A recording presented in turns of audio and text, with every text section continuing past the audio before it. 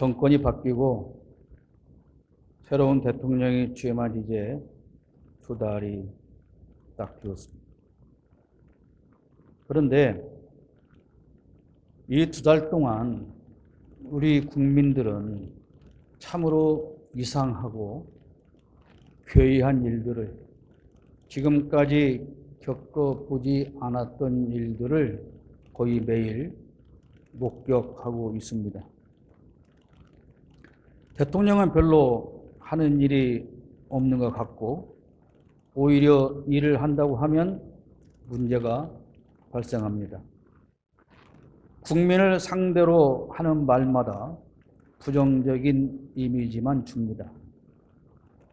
그의 배우자는 부정적인 뉴스의 중심에 서 있습니다.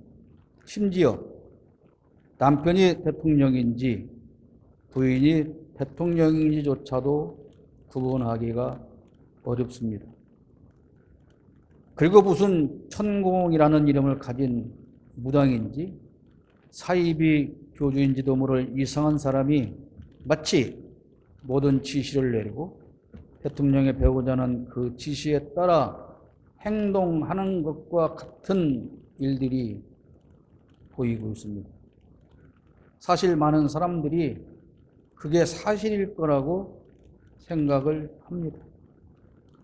이제 심지어 대통령 집무실을 자유롭게 함께 사용한다고까지 합니다. 처음에 대통령 집무실은 2층, 부인의 집무실은 5층이다 그랬습니다. 여러분, 우리가 대통령의 부인을 영부인이라고 불러주는 것은 예우일 뿐입니다. 영부인이라고 하는 직책은 없습니다. 그가 공식적으로 나라의 국무를 위해서 어떠한 일도 할 권한을 국민으로부터 받지 않은 그냥 민간인, 우리가 똑같은 민간인일 뿐입니다. 그런데 문제는 자 오늘은 대통령이 2층에 집무합니다. 그러면 영부인은 나는 오늘 5층에서 근무해야지. 내일은 대통령이 나는 오늘 5층에서 근무할게. 자기는 2층에서 근무해. 무슨 문제가 있다고 여러분 생각하십니까? 대통령은 국가 기밀 전부를 취급하는 사람입니다. 그의 부인일지라도 국가 기밀을 접근할 수 있는 권한은 한 개도 없습니다. 지금 대통령이 2층 집무실에서 집무를 보다가 5층으로 갔는데 바로 그 부인이 그 뒤를 2층에 가서 컴퓨터를 열어보면, 서류를 보면 반대로 5층에서 2층으로 2층에서 5층으로 다니면 이건 정말 큰일 나는 일입니다.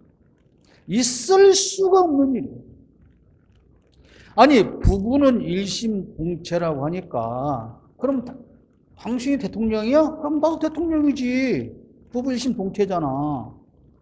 그러면 목사 부인이 일심동체니까 오늘은 목사가 설교하고 내일은 사모가 설교하고, 사모도 교회 직책입니까? 예우해주는 호칭일 뿐인 거예요.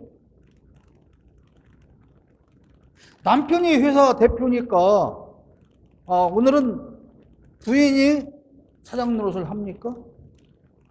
남편이 시장이니까 내일은 시장 부인이 시장 집무실에 앉아서 국실 과장들을 모아놓고 회의를 합니까? 시장이 지금까지 한 것을 뒤돌아보니까 이거 문제 있네.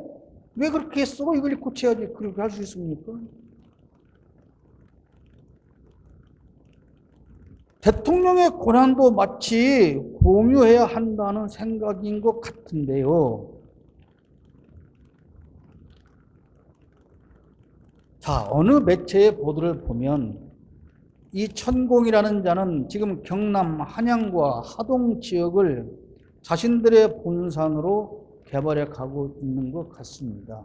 우리도 가봤죠. 하동 섬진강 그 최참판댁에 있는 그 좋은 곳을 지금 다 차곡차곡 그들이 차지하고 있다고 합니다. 농장과 수련원 등을 조성하는 것으로 보이며 결국 사이비 종교로 발전해 가는 것으로 보입니다. 이미 그는 거의 교주와 같은 신격화가 되어 있습니다. 김영삼 정부 때까지는 통일교가 아주 번창을 했지요. 노태우 정부에서는 대순진리회가 발전을 합니다. 경기도 포천을 거점으로 퍼져나가게 됩니다. 그래서 포천에 대학이 만들어지는데 그 대학이 무슨 대학이에요? 대진대학입니다. 대진이 무슨 남대진, 대진과 착각하지 마십시오. 대순진리회를 줄인 대진대학입니다. 통일교가 세운 대학은 뭐예요? 성화대학입니다.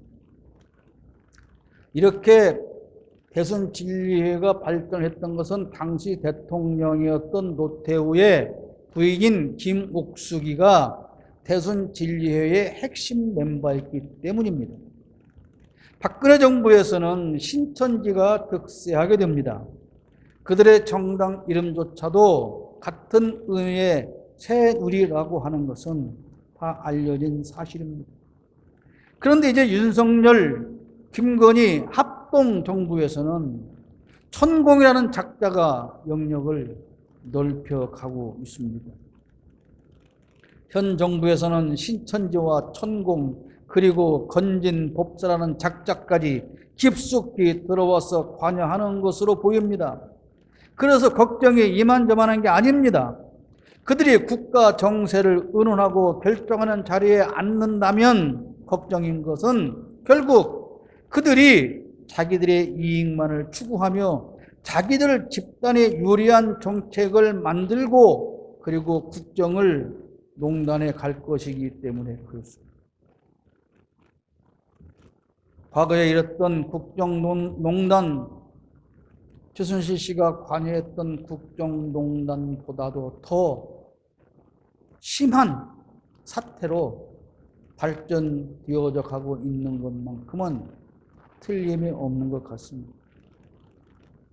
사람은 나약하고 불안할 때 무당을 찾습니다. 오늘 5절 말씀을 보십시오. 사울은 블레셋 군의 진을 보고 두려워서 마음이 몹시 떨렸다 그랬습니다. 사울은 블레셋의 침공으로 인해서 몹시 불안한 상태에 빠졌습니다. 그러나 전쟁에서 이길 방법을 알지 못했습니다. 그래서 무당을 찾아가려고 결심을 합니다. 사무엘이 살아있을 때 사울은 하나님과 사무엘에게 잘 보이기 위해서 무당을 다 잡아 죽였습니다. 마치 자기가 신앙이 좋은 사람인 것처럼 위장을 한 것이죠. 그 중에서 운 좋게 살아나서 숨어 활동을 하는 무당을 지금 사울은 찾아가는 것입니다. 진심에서 나오는 행위가 아니고 잘 보이기 위해서 하는 행동은 큰 모순덩어리를 만들어냅니다. 정치인은 정직과 신뢰를 생명으로 삼아야 합니다. 사울은 지금 심한 불안감에 빠져 있습니다. 그래서 자기가 다 죽이라고 했던 그 무당을 찾아가는 큰 모순된 행동을 보이고 있는 것입니다. 현재 대통령과 그 부인은 합동으로 정권을 잡았다고 생각할지 모르지만 그들은 지금 불안합니다. 왜냐하면 수단과 방법을 가리지 않고 거머쥔 그 권좌를 끝까지 지킬 만한 자신감이 없기 때문입니다. 교회를 다니는 사람 중에서도 예수 믿는다는 사람들 중에서도 새해가 되면 꼭 1년에 한 번은 무당을 찾아가야 한다는 사람들이 있습니다. 왜 그러냐고 물어보니까 한 해의 운수를 알아보기 위해서라고 합니다. 그리고 물을 조심하고 불을 조심하고 등등 점괘를 받아옵니다. 여러분, 그러면 한번 생각해 보십시오. 무당이 알려주지 않으면 물 조심 안 해도 됩니까? 무당이 알려주지 않으면 불 조심 안 해도 된다는 겁니까? 무당과 상관없이, 종교와 상관이 없이 기독교인이든 아니든 물 조심하고 불 조심하고 자조심하고 늘 안전에 유의하면서 살아야 하는 것은 당연한 일입니다. 그런데 늘 무당이 용한 무당이 불조심하라고 그랬어. 용한 무당이 물조심하라고 그랬어. 그러면서 삽니까? 적군이 공격해 들어오는 상황에서 사울이 불안한 것은 지금까지 자기가 하나님의 뜻대로 살지 않았기 때문에 그러는 겁니다. 하나님이 도와줘야 할 상황인데 내가 돌아보니까 하나님께서 기뻐할 만한 삶을 살지 못했다고 스스로 지금 깨닫고 있는 거예요. 그러므로 내가 하나님 앞에 지금 기도한다고, 하나님 앞에 도움을 요청한다고 하나님이 나를 아는데 도와주시겠어? 아닐 거야. 그래서 어떻게 하는 거예요? 무당을 찾아가는 겁니다. 우리도 그렇게 살아요. 큰 위기를 처해 있을 때 하나님 앞에 기도해야 된다는 걸 압니다. 그런데 사탄이 우리에게 속삭여, 야, 네가 지금 어떻게 살았는데 너같이 그렇게 사는 주제에 하나님 앞에 기도한다고 하나님 네 기도를 들어주겠냐? 웃기지 마. 그러면 그 생각에 자기가 마치 바른 양심을 가진 것처럼 그래 맞아 내가 하나님이라도 내 기도 들어주겠어 그러는 거죠. 자 15절 보겠습니다. 블레셋 사람이 지금 저를 치고 있는데 하나님이 이미 저에게서 떠나셨고 예언자로도 꿈으로도 더 이상 저에게 응답을 하지 않으십니다. 사울에게서 하나님이 떠나신 것은 사울이 범죄했기 때문입니다. 그렇다면 지금 사울이 할 일은 뭡니까? 무당을 찾아가는 것입니까? 아닙니다. 하나님께 회개하는 일을 우선 해야 하는 겁니다. 지금 교회 예배당에 예배하러 가야 되는데 예배하러 오면서 지금 차 안에서 부부싸움을 했다고 생각을 해보세요. 그래서 예배당에 와서 상한 마음을 가지고 지금 기도해야 되는데 사탄이 뭐라 그래? 야, 그 예배 시간 예배하러 오면서 부부싸움 주제에 네가 기도한다고 무슨 하나님이 네 은혜 너한테 은혜 주겠냐? 오늘 예배 너는 쌈 싸먹었어. 그러면 내 마음이 상하죠. 그래서 그 예배를 망치는 겁니다. 그때 우리가 사탄에게 해야 할 만한 그러면 맞아 그래 나 그렇게 부족한 사람이야 예배하러 오면서조차도 나는 싸울 수밖에 없는 연약한 죄인이지만 그럼에도 불구하고 하나님은 나를 사랑하신다. 하나님은 나를 위해서 오늘도 이 시간도 역사해 주시고 나같이 부족한 사람의 기도도 들어주심을 믿는다. 사탄아 물러가라. 그게 우리의 삶의 신앙인의 태도여야 합니다. 사울이 회개한다고 해서 하나님께서 다시 돌아오시고 전쟁에서 승리하게 하신다는 보장은 없어요. 왜? 그것은 하나님의 몫이기 때문에 그렇습니다. 그러나 그럼에도 불구하고 기독교인이라면 불안하고 두려운 상황에 부닥쳐 있을 때 먼저 하나님께 무릎을 꿇어야 합니다. 그리고 진실한 마음으로 회개하고 하나님의 도우심을 간절하게 구해야 합니다. 그리고 결론은 선하게 인도해 주실 것을 믿어야 합니다. 사울이 불안에 빠졌다는 그 자체가 하나님을 믿지 않는다는 말입니다. 하나님을 믿는다면 절대로 불안해하지 않습니다. 전능하신 하나님이 내 아버지 되심을 믿는다면 왜 무엇 때문에 불안할까요? 불안한 것은 불신앙의 증거입니다. 사울은 어떤 죄를 범했을까요? 18절 말씀을 봅니다. 당신은 주님께 순종하지 아니하고 주님의 분노를 아말렉에게 쏟지 아니하였어. 그렇기 때문에 주님께서 오늘 당신에게 이렇게 하셨어. 자, 오늘 하나님께서 우리 한국 교회와 목사들에게 지금 말씀하신다면 뭐라고 하시겠습니까? 당신은 기독교인 너희들은 주님께 순종하지 아니했고 주님의 분노를 아말렉에게 부정한 지도자들에게 불법을 행하는 자들에게 쏟지 아니하였다. 그렇기 때문에 주님께서는 오늘 너와 함께 하지 않을 거야. 하나님은 우리에게 이렇게 말씀하지 않겠습니까? 최소한도 한국 교회를 인도해 가는 지도자들이라면 불의한 정권의 불법을 행하는 권력자들에게 오늘 이렇게 말해야 합니다. 당신은 권력자로서 당신은 지도자로서 주님께 순종하지 아니했소. 분노를 쏟지 않았소. 그렇기 때문에 당신이 기독교 지도자라고 하더라도 하나님은 당신과 함께하지 않을 것이오 라고 말을 해야 되지 않겠습니까? 사울은 하나님께 불순종했습니다. 아말렉과의 전쟁에서 사울은 하나님의 명령을 지키지 않았습니다. 15장으로 올라가서 3절 말씀을 보겠습니다. 너는 이제 가서 아말렉을 쳐라. 그들에게 딸린 것은 모두 전멸시켜라. 사정을 보아줘서는 안 된다. 남자와 여자, 어린아이와 젖먹이, 소떼와 양떼, 낙타와 나귀 등 무엇이든 가릴 것 없이 죽여라. 이것이 하나님의 뜻입니다. 그런데 사울은 이 명령을 지켰습니까? 그렇지 않았습니다. 하나님께서 이렇게 강하게 말씀하신 이유는 무엇입니까? 15장 2절로 올라가면 망군의 주가 말한다. 이스라엘이 이집트에서 나올 때에 아말렉이 이스라엘에게 한 일 곧 길을 막고 대적한 일 때문에 아말렉을 벌하겠다. 그러므로 그들을 절대로 용서하지 말고 진멸시켜라. 하나님의 명령이었습니다. 그런데 사울은 이 명령을 지켰습니까? 아니에요. 15장 9절로 가봅니다. 그러나 사울과 그의 군대는 아각뿐 아니라 양떼와 소떼 가운데서도 가장 좋은 것들과 가장 기름진 짐승들과 어린 양들과 좋은 것들은 무엇이든지 모두 아깝게 여겨 진멸하지 않고 다만 쓸모없고 값없는 것들만 골라서 진멸하였다. 그리고 사울은 사무엘에게 이렇게 거짓말을 합니다. 15장 15절 사울이 대답하였다. 그것은 아말렉 사람에게서 빼앗은 것입니다. 우리 군인들이 예언자께서 섬기시는 주 하나님께 제물로 바치려고 양떼와 소떼 가운데서 가장 좋은 것들을 남겼다가 끌어왔습니다. 그러나 남은 것들은 우리가 진멸하였습니다. 언제 사무엘이 하나님의 명령이라고 사울 왕에게 야 아까운 것들은 남겨가지고 와서 제사로 지내 제물로 바쳐 그리고 쓸데없는 것들은 다 죽여 그랬습니까? 그렇게 말씀하신 적이 없잖아요. 하나님의 뜻은 아말렉을 완전히 진멸하고 그 어떤 것도 남기지 말라는 것이었습니다. 그러나 사울의 뜻은 아이고 그 아까운 것들 왜 다 없애라는 거야? 그거 아닙니까? 사울의 죄는 두 가지입니다. 하나는 불순종의 죄고 하나는 하나님의 분노를 아말렉에게 쏟지 않은 것입니다. 그런데 이 두 가지는 다 사울의 욕심 때문입니다.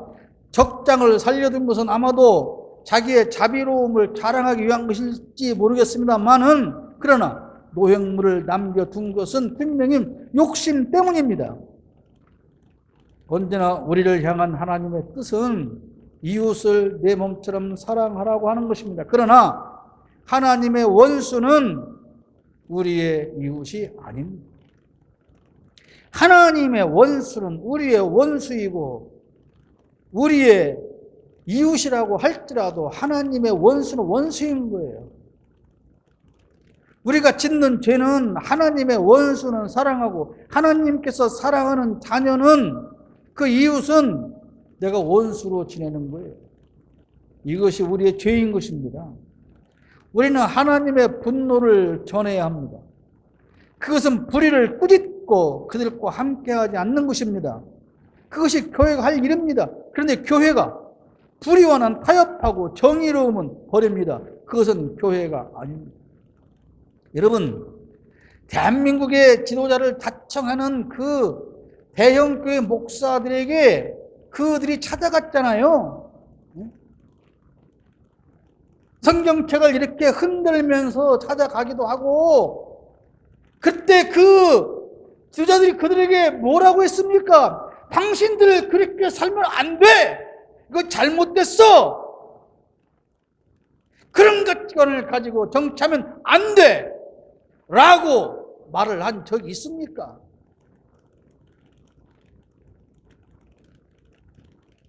사울과 뭐가 다릅니까? 하나님의 분노를 전하지 않았어요. 본문에서 아말렉은 사탄의 세력을 상징하지 않습니까? 그래서 그들은 이미 오래전에 이스라엘이 가나안으로 향하는 길을 막고 방해했다고 사무엘상 15장 2절에 말씀하고 있어요. 망군의 주가 말한다. 이스라엘이 이집트에서 나올 때에 아말렉이 이스라엘에게 한 일, 곧 그 일이 뭐요? 길을 막고 대적한 일 때문에 아말렉을 벌하겠다. 지금 하나님께서 하나님의 백성을 하나님께서 정하신 그곳으로 인도해 가고 있는 그 길을 막았어요. 누가? 아말렉. 그러니까 그들은 남겨두면 안 된다는 거예요. 하나님의 자녀로서 신앙인으로서 십자가를 지고 하나님의 영광을 위한 삶을 살기 위하여 앞으로 나아갈 때 그 일을 막고 방해하는 세력과는 절대로 타협하지 말아야 합니다. 이스라엘이 이집트를 떠나서 광야를 거쳐 가나안으로 가는 것은 하나님이 정하신 땅에서 하나님의 나라를 세우고 하나님의 자녀로 살게 하시는 하나님의 뜻입니다. 그런데 그 길을 가는 이스라엘을 막고 방해하는 것은 하나님을 거스르는 악한 세력 아닙니까? 근데 그들과 타협하고 손잡고 희희낙낙거리고 그들에게서 얻어먹고 살길 원한다면 하나님의 자녀라고 할 수가 없는 것입니다. 우리는 세상에 살면서 늘 소통하고 이해하고 격려하고 나누고 섬기는 삶을 살아야 합니다. 그러나 단 한 가지 절대로 하면 안 되는 것은 우리가 신앙인으로서 살아가려는 것을 방해하는 그 세력과 타협하는 것입니다.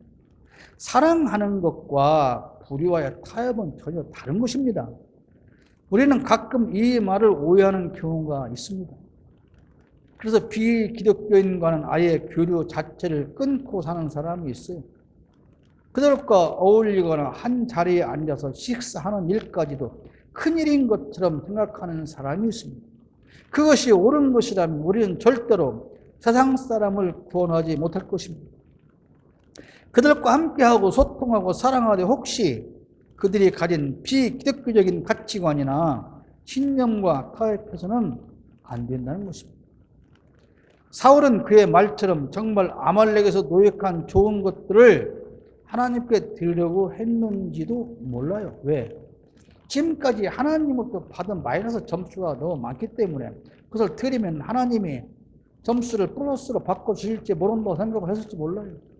요즘 말로 하면 자기의 지지율을 높이려는 방법으로 그렇게 생각했을지도 모르겠어요. 사람들은 자기의 가치관을 가지고 누구로부터의 점수를 얻으려고 합니다.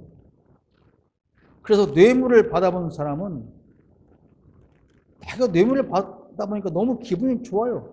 그래서 자기도 점수를 딸리면 뇌물을 바치면 되겠구나 그렇게 생각하는 거예요.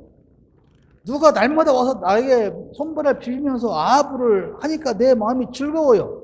그러면 나보다 높은 사람한테 이렇게 아부를 떨면 점수를 주겠구나 그렇게 생각하는 것이죠. 심지어 하나님을 섬기는 일에도 그렇게 한다 그 말입니다.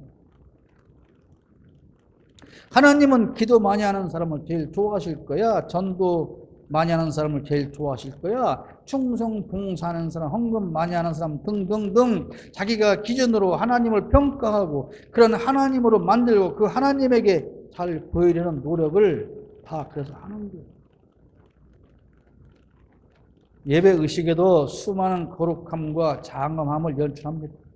엄숙한 분위기로 예배당을 꾸미고 거룩한 분위기를 조성해서 예배하면 하나님께서 더 그 예배를 기쁘고 좋은 마음으로 받아주실 것이라는 착각을 하는 것이죠. 여러분 그러면 초대교회 때 지금과 같이 거룩하고 웅장한 찬양대가 있었습니까?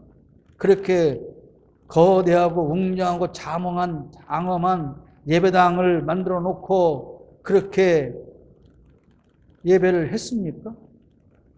그러면 그렇게 하지 못한 그 초대교회의 예배는 오늘 우리가 하는 이 예배보다 하나님 앞에 더 연락되지 않았습니까?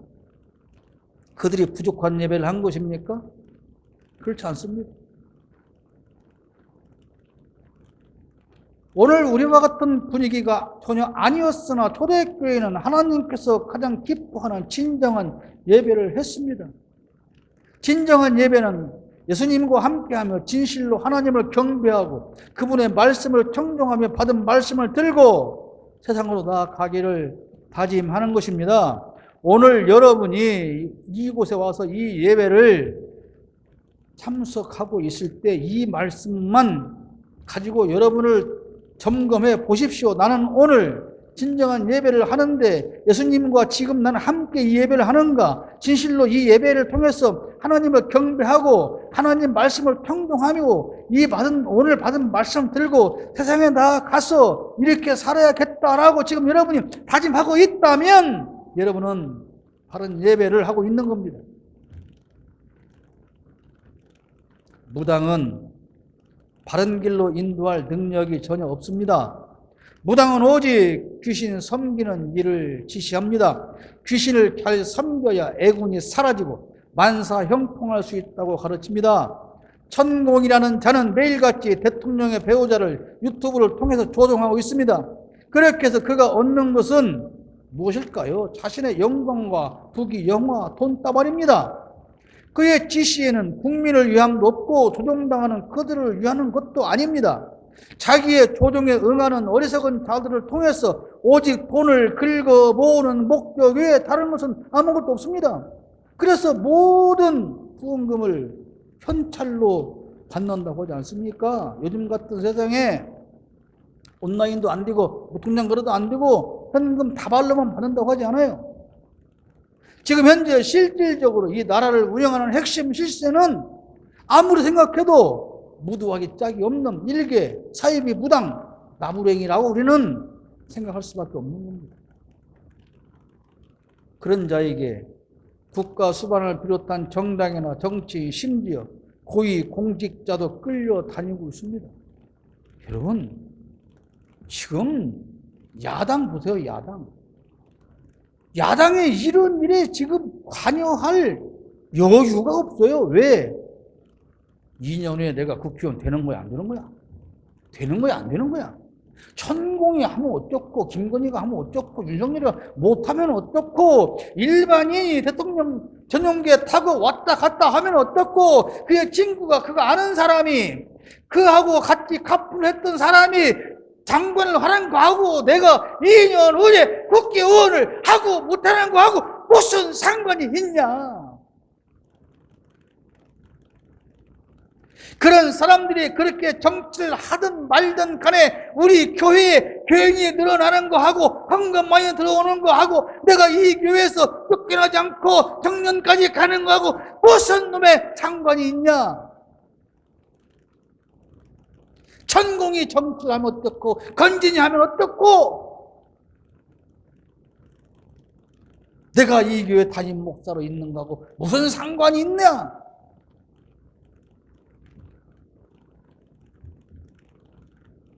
그들을 꾸짖고 바른 정치를 하도록 이끌어야 할 기독교는 강 건너 불 구경만 하고 있습니다. 여러분 다 아는 요즘 지옥동의 그 교회 문제가 이렇게 부각되어 있는데 여러분 그 교회 말고 군산에 있는 700여 곳의 교회나 목사나 성도 중에 그 일에 가서 관심 갖는 사람이 여러분 몇 명이나 있을 것 같습니까? 없어요. 왜냐하면 지금 그 교회도 다른 교회가 그런 데 가지고 있다면 여전히 그들도 관심 갖지 않을 거니까요.